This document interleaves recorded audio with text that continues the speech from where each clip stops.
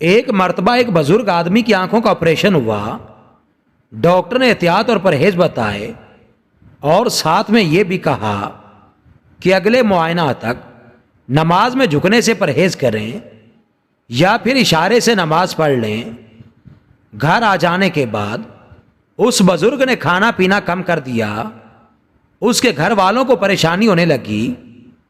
انہوں نے دوبارہ ڈاکٹر سے رجوع کیا تو اس نے کہا کہ ہو سکتا ہے روٹی یا کھانا چباتے وقت آنکھوں میں درد ہوتا ہو، اس لیے اس نے نرم چیزیں کھلانے کا کہا۔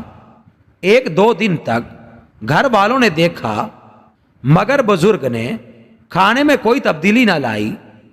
کچھ دنوں بعد انہوں نے بزرگ سے پوچھ لیا کہ آپ کھانا کیوں نہیں کھا رہے؟